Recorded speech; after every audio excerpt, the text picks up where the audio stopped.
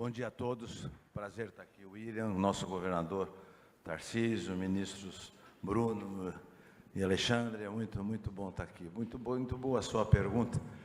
E a gente tem tanta coisa para falar sobre transição energética, sobre economia, mas, olha, gente, eu não vou falar aqui de economia, porque muita gente qualificada vai falar disso mais tarde. E, em segundo lugar, porque vocês estão cansados de ouvir falar isso aí. Também não vou fazer nessa conversa de sempre sobre o imenso potencial do nosso país. Está todo mundo cansado de saber disso. Depois de décadas, a gente conseguiu controlar a hiperinflação, que parecia indestrutível. Estamos comemorando daqui a alguns dias os 30 anos do real, uma enorme conquista para nós todos. Temos grandes reservas internacionais e uma das matrizes energéticas mais limpas do mundo. Mas hoje eu não vou falar desse copo meio cheio, porque outras pessoas já vão falar disso aqui. Eu quero falar do que está errado, do que a gente precisa se unir para corrigir. E na teoria, gente, a prática é outra, e isso está sendo demonstrado aqui. Desde o começo, quando esse arcabouço fiscal foi lançado, eu não acreditei nele. Por quê?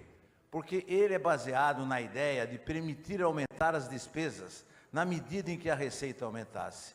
Então, é uma questão lógica.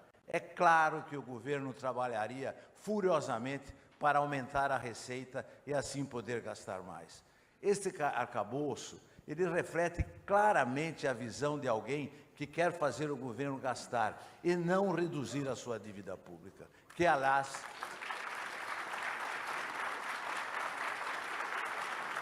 é o que mantém esse juro alto. É uma visão oposta a incentivar a iniciativa privada, que seria um caminho muito mais barato e muito mais eficiente para o nosso país. A experiência mostra que uma família que não consegue fechar as suas contas com R$2.000 também não vai conseguir conviver com R$50.000, porque ela tem dentro dela um DNA de gastar muito mais do que ganha, e isso é da sua natureza. E o que está acontecendo é exatamente o que eu imaginei que iria acontecer. Para se aprovar a reforma tributária, se fizeram algumas séries de concessões. E depois, o Poder Executivo, através da Receita Federal, através da Procuradoria-Geral da União, através da Fazenda, está mordendo pelas bordas. Eles estão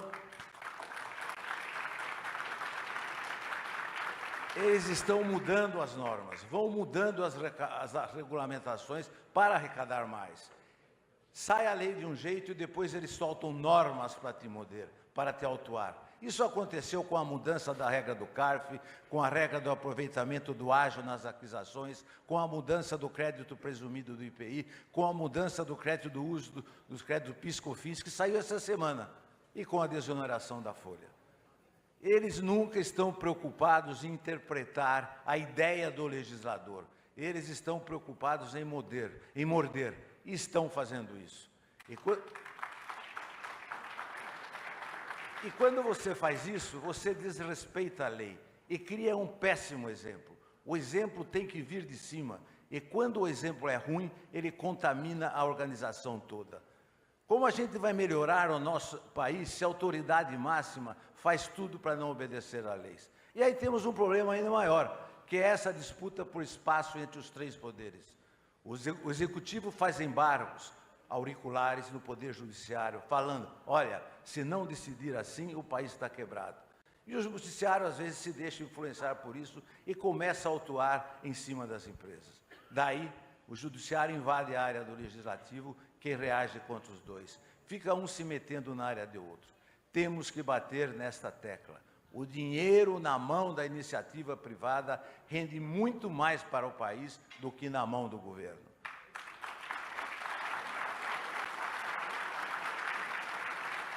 Quando eles fazem esse aumento de arrecadação, eles estão tirando o dinheiro de quem trabalha com eficiência, de quem gera emprego, de quem produz, e passando para o Poder Executivo, que não tem essa habilidade. Claro que eu sou a favor de programas sociais, como a Bolsa Família e outros, quando são bem administrados. Eles fazem muito bem ao país e às pessoas menos favorecidas. Mas não dá para o governo pegar o dinheiro da iniciativa privada para querer administrar um Estado que nunca diminui de tamanho, só cresce. Quando se fala dos problemas dos juros altos, todo mundo fala dos problemas internacionais, do juro nos Estados Unidos, que realmente atrapalham. Mas tem uma questão importante, que pouca gente fala, que é a nossa insegurança jurídica, que também encarece o dinheiro no Brasil. O custo de todas essas incertezas está ali na taxa de juros. Se o governo organizasse tudo isso e controlasse a questão fiscal, os juros cairiam pelos motivos certos, e aí esse país voltaria a crescer, voltaria a se desenvolver, e como vimos, aliás, no governo Lula I. Mas do jeito que está, com o governo metendo a mão, querendo taxar tudo e com juros desse jeito, não dá. Outro problema enorme onde estamos adiando o enfrentamento é o crime organizado. Estão assumindo a liderança do setor de combustível, sem falar em outros. Eles já têm mais de 1.000 postos de combustível e já compraram mais de 4 usinas de etanol. Obviamente, eles não pagam impostos e ninguém faz nada a respeito, criando uma concorrência desleal.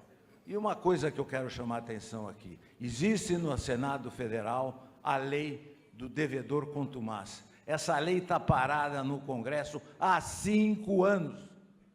É uma agenda, é algo que nós temos que investigar para ver por que é e que forças que seguram essa lei para ir para frente. Porque em você penalizando os devedores contumaz, iremos reduzir e muito a sonegação.